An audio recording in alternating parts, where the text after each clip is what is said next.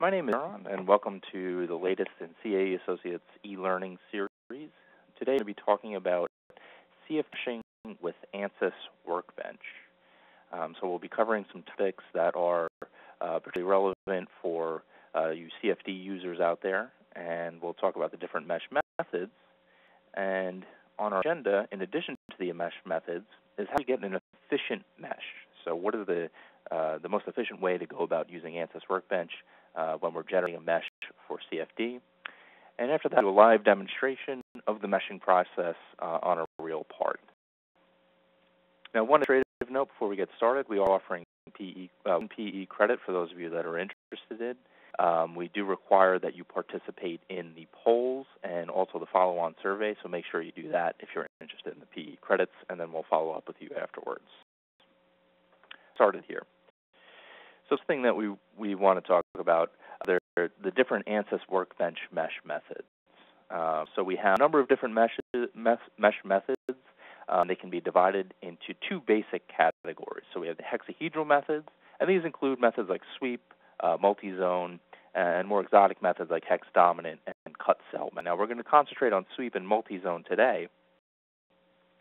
What to understand here is what type of elements they're going to create, and also some characteristics of these methods. So in general, hex methods will require more effort on the user end because they have to satisfy certain geometric requirements.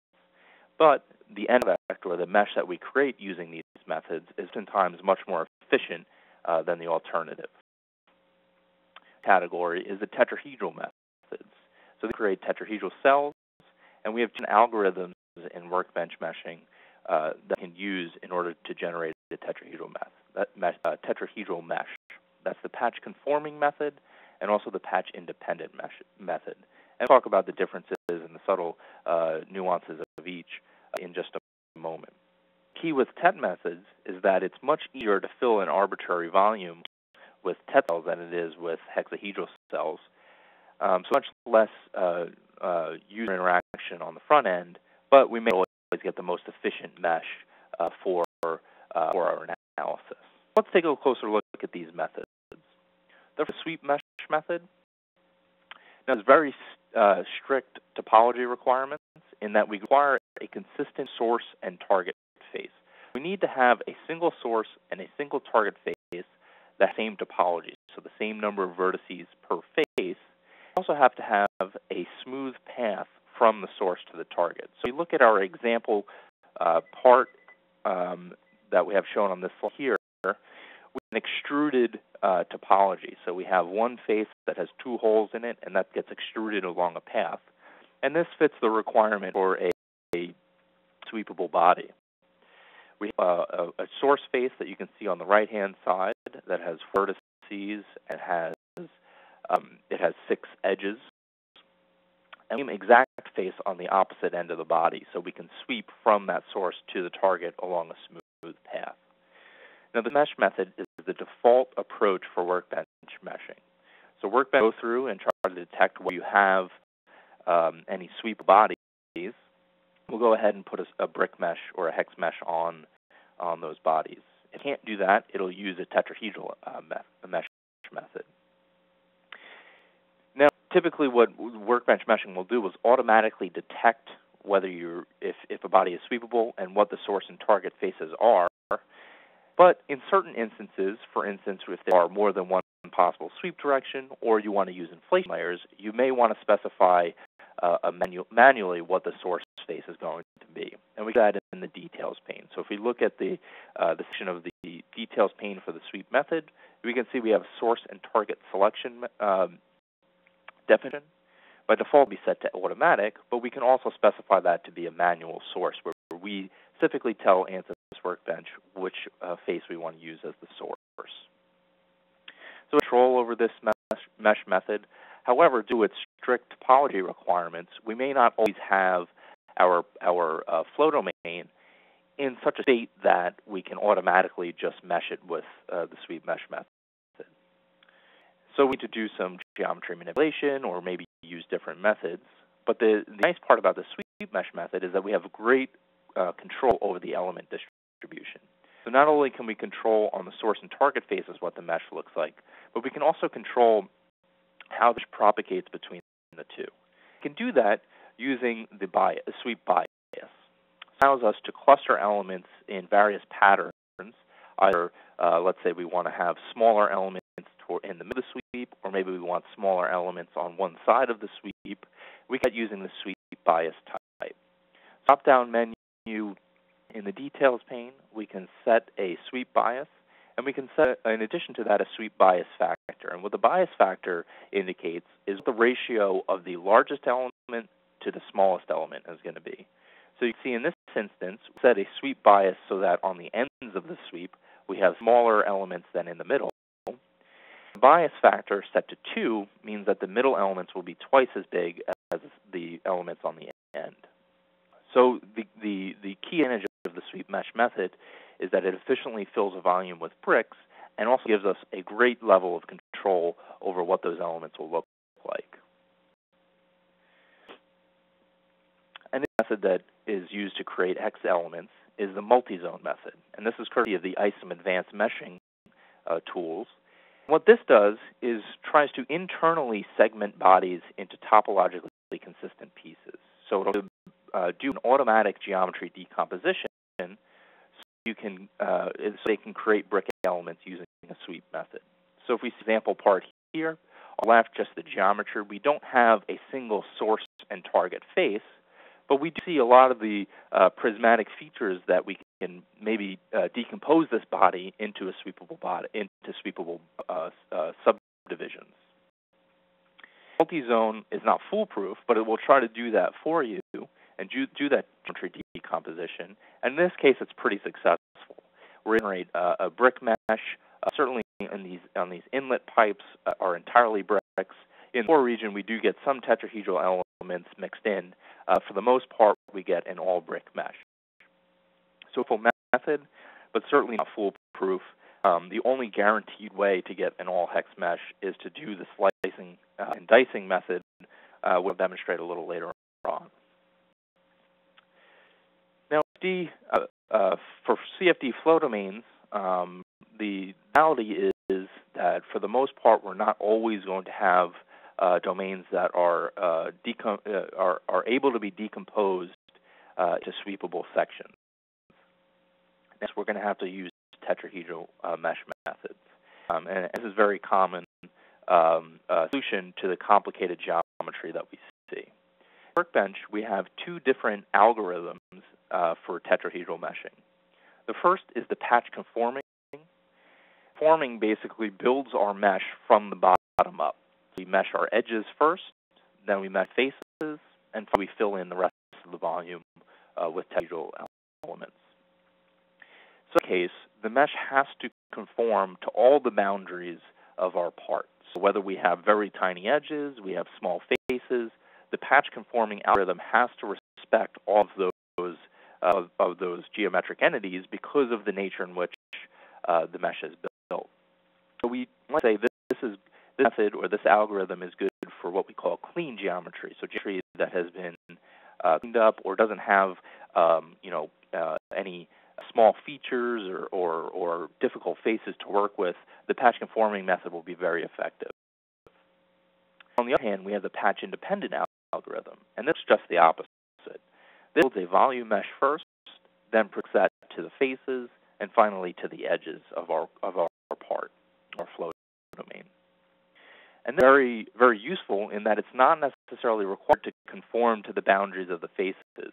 Sure, certainly try to project to those to the faces of our part. If we have small faces or fine edges, that will create a very fine mesh.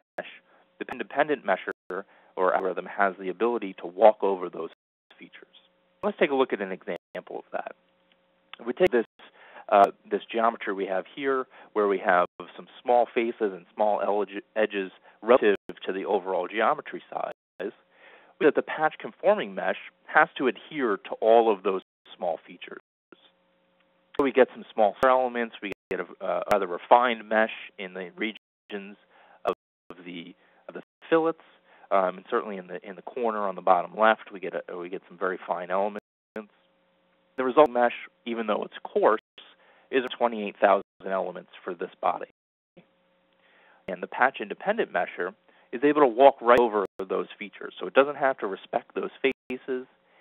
We see this mesh, we get an equally valid approximation to this body, and we have a mesh of only 11,500 elements. So two approaches that are useful in different circumstances based on the features of your geometry. At this point, what I'd like to do is take a quick break, and we're going to do first poll. So in here, let me open up this poll, and what we'd like to get your input on is what percentage of your time do you spend meshing during the analysis process. So let's open up this poll. We'll take about a minute, get everyone's answers, and then we'll continue on talking about efficient CFD meshing.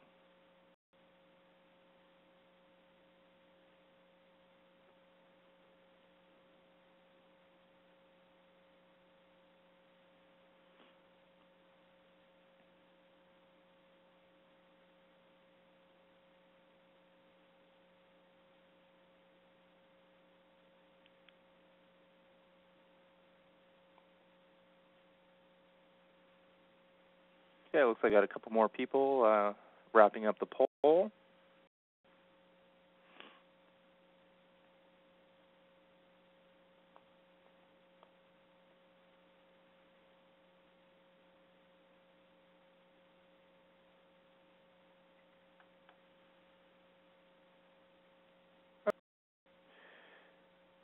Let me save these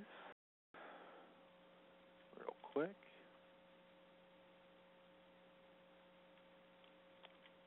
And we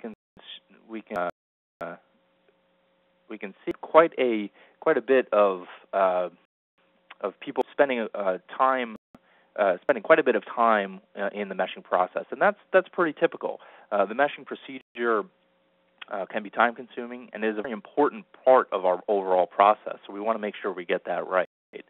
Not always going to be our first time through is going to produce the perfect mesh, so we may have to iterate on that a couple times. Let's go back to our PowerPoint here, and now what we're going to talk about is how do I generate an efficient mesh. So I have all these mesh methods at my disposal, and what's the most efficient way to generate a mesh for CFD? Well, to decide what that most efficient method is, let's think how our elements are generated. Basically, we have a few basic shapes. We have on one extreme the hexahedral elements, which we talked about generating using sweep and multizone methods. On the other extreme, we have tet methods, which we talk about generating using patch conforming and patch independent. Between, we have wedges and pyramids that we use to connect the two. Hexahedral elements can generally fill a volume much efficiently than other shapes. So we can take, let's say, 5 to 6 tetrahedrons just geometrically to fill one hex with the same resolution of our solution. If we have 5 to 6 times fewer elements, we'll have 6 times faster solution times.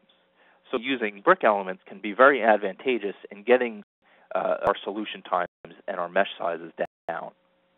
In addition, hex elements or hex meshes are generally much more controllable, much more uniform, and have a great deal more control over how we distribute our elements. So, we have a lot of advantage there in being able to space our elements and group them in regions where we need them, and then maybe we can make our mesh a little coarser in regions that don't play as big of a role. And this will be more accurate when aligned with the flow direction. Now, this is not always possible, certainly if we have a complicated flow field, but it is important to note. So what do we do in order to get a hex mesh? Well, the rule here is that hex meshes are always going to take more man time than tet meshes. That certainly can be bought by experience. Reason is, typically, to get a hex mesh, we need to take a number of steps. When we're tet mesh, all we need to do is specify the method and say, and the meshing algorithm to go do its work. For a mesh, on the other hand, we may do some geometry decomposition. We may need to clean up our geometry so that it fits our topological requirements. The basic approach is to do first some slicing and dicing. So we want to create or split up our flow domain geometry, create 6 faced volumes. So each are going to have a certain number of boundary curves. We're going to have a source and a target that are topologically consistent, and a way to sweep along, a smooth path to sweep along from the source to the target. Once we have our geometry figured out, we're going to create a 2D mesh of quadrilaterals and either sweep or extrude them to create 3D hexes. And now that can be revolving about an axis, that can be sweeping along a direction. And all of these processes are grouped into the sweep mesh method. So that's not something you have to do manually. That's something Workbench will do for you using the sweep mesh method. You can also use advanced methods like the Multizone method, but the only foolproof way of creating a brick mesh or hex mesh is to do the manual slicing and dicing. Why would I go through all that effort in order to create a hex mesh? I know we can create a more efficient or a smaller mesh with the same resolution. These are going to make all that difference. Well, let's take a look at an example. If we start below, I think we had seen the Multizone applied to this earlier, but if we take a look at its original geometry, we can see in its present form we won't be able to create an all hex mesh. We don't have a consistent source and target face. However, with a little bit of effort by the user, we can do some geometry manipulation, create entirely sweepable bodies. So let's look at the results here. Creating a few slices in Design Modeler, what I'm able to do is create a number of bodies. It looks like I have 13 bodies, I believe. Form them into a part so I have a continuous mesh, and I have all sweepable bodies. Now I've generated the mesh with the constraint that I want to accurately capture the curvature of the inlet pipes, and I want 5 inflation layers along all the walls. The result of this, in addition to the mesh density in the mixing region, is that I have a little over 125,000 elements. So really not too bad, a pretty efficient job at creating the mesh here. If I had done no geometry work at all, if I hadn't done any slicing and I just said, hey, let me give this to the mesher and I'll see what it comes up with, what I'm up with the same mesh resolution is almost 4 times as big of a mesh. So almost 500,000 elements for the same mesh resolution. Now there was very little effort on my end to create this mesh. The solution is going to take 4 times longer to generate. So if it takes if the solution is complicated, or maybe I have to run a number of different iterations on the boundary conditions, the savings in the mesh are going to grant me a great deal of flexibility when it comes to the solution time. So I'll get a much quicker answer if I put in a little bit of effort on the front end. This appears to be worth it. And now that I've convinced everyone that a brick mesh is what you want to do, how do I do that in Workbench? Well, let's recall that we had several mesh methods that create hex elements. We have the sweep and the multi-zone, which we talked about. We also have a hex dominant method that we don't suggest using for analysis, but can be useful for structural analyses. Now, these methods have different geometry requirements, so it's important to understand how they behave and what they are. But in a lot of instances, what's going to happen is you're not going to be able to get a mesh that's entirely hex elements. We're going to have complicated regions that we're just simply not going to be able to decompose into sweepable parts. And what we do is use the selective meshing feature of Workbench Meshing in order to create as many hexes as possible and then fill the remainder with tests. What the selective meshing allows us to do is specific methods in a multi-body part. We can combine any number of different methods, and we can mesh them in any order that we see fit. This example here, which I'm going to walk through in just a minute, we have a sweep method, we have a multi-zone method, and we have a patch conforming method, all in one multi-body part, and the mesh is continuous, and used selective meshing to dictate the order in which the mesh gets generated. which is an important feature. So we can choose that this body on the left gets generated first, then on the right, and body in the middle. And the important part about that is we can use the existing mesh to influence the downstream mesh. So if we generate the mesh here first, we have hex elements here. We can use those hex elements on the boundary to influence how the mesh gets generated in the adjacent region. So it's a really powerful method for controlling your mesh.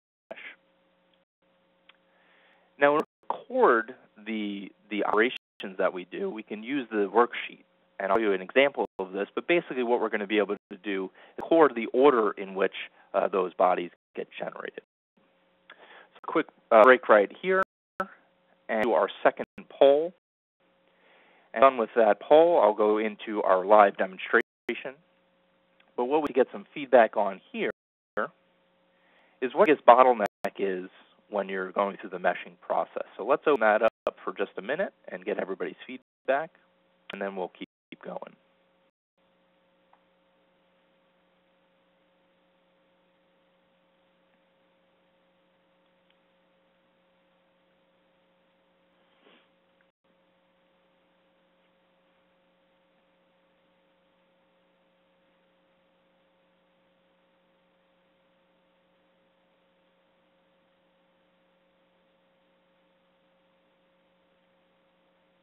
Okay, it looks like we have a couple pieces wrapping up.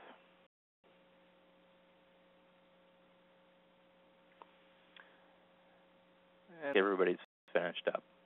So it looks like one of the biggest bottlenecks for everybody is being familiar with the mesh controls. And hopefully our e-learning series, and additionally through our training, we can bring everyone up to speed, because certainly those are the most important aspects of generating a mesh. Is we want to control on a fine level what our mesh looks like, how we can control the element distribution. So be sure to stay tuned to our different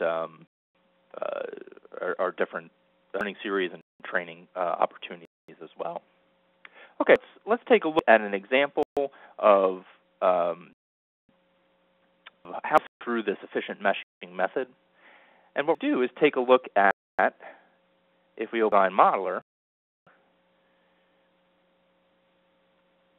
at a part that we had used in our previous CFD or e-learning series or e-learning session, where we extracted the flow domain. So for you who didn't attend or maybe have just forgotten, what we had here was a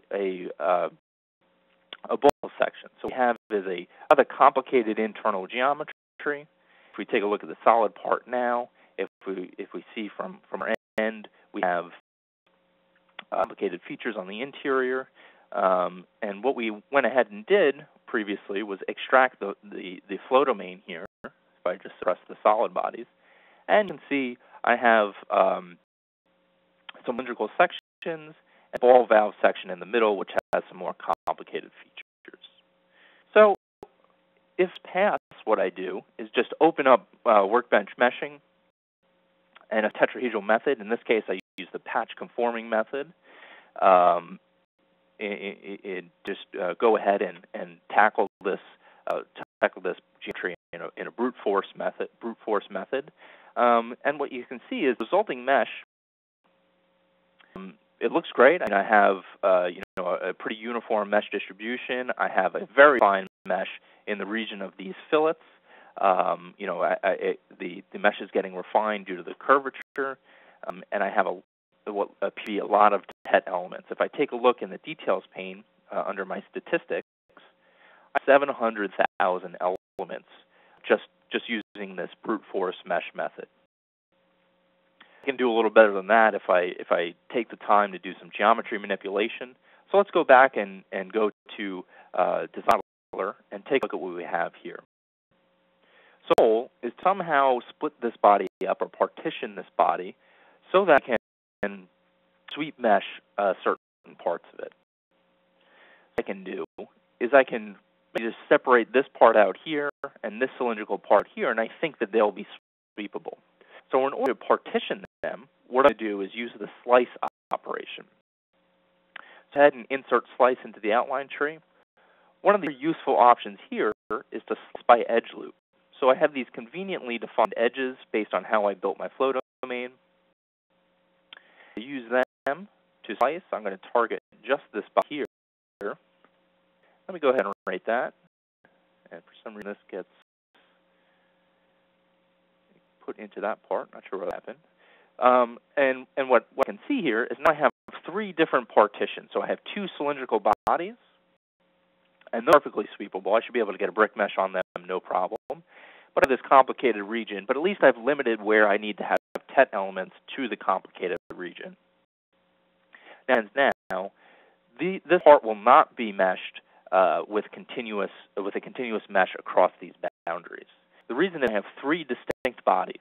If I want the mesh to be continuous throughout the body, what I need to do is form them into a multi-body part. So if I select all 3 of these, click to open up my context menu, and I say Form New Part. You can see in the outline tree, now I have the flow domain formed into a part with my 3 bodies. This will guarantee that I have a continuous mesh across the interfaces here. An additional step I want to take, just to limit the mesh density, is to remove some of these fillets in this region. Maybe for my first pass analysis I don't need them. I just want to get a general idea of what the pressure drop is, and I don't think they're going to play that big of a role. So what I'll do is select 2 of these faces and use the Flood Blends feature in order to extend that selection along. Now I want to limit that to just the fillets on the outside radius. So let me just quickly unselect these faces here, so that we'll go ahead and use my face delete operation.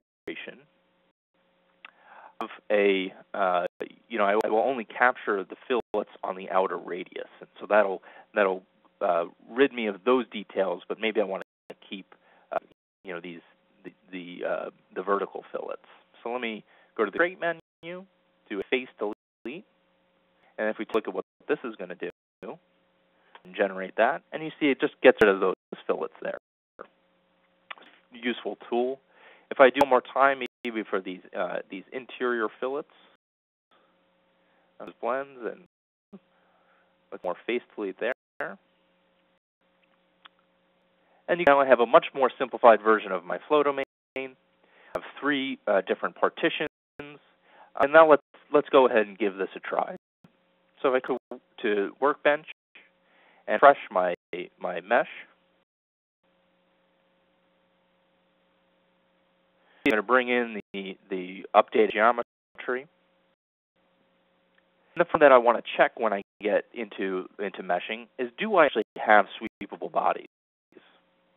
And any way to do that is if I right-click on a mesh folder, I come to the Show submenu and Sweepable Bodies. And what you can see is Workbench tells me, yeah, you know what, you did a good job. You do have sweepable bodies here. You can go ahead and use a brick mesh method on them. Next thing I'm going to do is insert a sweep method and put to this body on the left. Let me change the method from automatic to sweep. And I'll control the divisions here. I only want 25 of them. And I'm going to do, let's say, a multizone method. So I skip to this body on the right-hand side. I say multizone, and I'll allow that to create a brick mesh using the multizone method on this side. In the middle, what I'll do is a patch-conforming tetrahedral method. So you see, in this multi-body part, I have 3 different methods, and they're going to work perfectly together. So they can be combined interchangeably. There's no issues as long as the sweepable sections are in fact sweepable. Now, to record the order in which I mesh these, what I can do is use the worksheet. If I just right-click on mesh and say generate mesh, it's going to go through the bodies in the order that Workbench decides. But if I want to have some control over that, what I do is come up here to the worksheet. If I click on the Start Recording,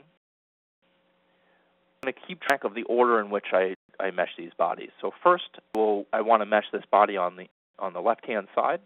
So I'm going to select it, like in the graphics window, say Generate Mesh on Selected Bodies. So it's going to go real quick, create that sweep mesh. As we can see, it gets a sweep mesh only on that body. And if we come back to the worksheet, what it's done is inserted a in my mesh recording. So the name selection 10 is going to be meshed first. If we take a look at that name selection, that corresponds to the body that I selected. Now, if I go to this body next, I'll highlight that just there, and we're going to Multizone Method go through and mesh that body, and then that gets added into my meshing sequence. Let's do the patch conforming in the middle. Generate a nice uniform mesh using the patch conforming tetrahedral method on my more complicated region. My meshing method recorded. I have a nice uniform mesh. I have hexes where I can get away with hexes, and I have tets in the more complicated regions. And I end up with about 215,000 elements. So quite a reduction in the mesh with just a little bit of geometry manipulation. And update, say, any of my dimensions in my count file. I have the mesh order recorded so that when I generate, it'll go right through in that specific sequence. One last thing that I want to show you guys is that when I do this selective meshing, when I mesh the bodies in the order that I choose, the impact of that is that the mesh first will influence the bodies that I mesh after it. So this was on the left-hand side, the first body that I meshed. So if I go ahead and hide that, you can on the tet, the body that I meshed with tet elements, on that interface, I have the influence of the previously generated mesh. Really powerful way to control the mesh propagation across interfaces. Okay. With that, I hope I've showed you a couple of useful things here today. Just in summary, there are a number of different options for generating a mesh in ANSYS Workbench. All that if we can fit hex elements where possible, that's a much more efficient and controllable high-fidelity mesh than if we just use a brute force method. So a little effort on the user end in the front is more powerful than just letting Workbench do everything for you. And the ease of Workbench generating high-fidelity meshes are very simple.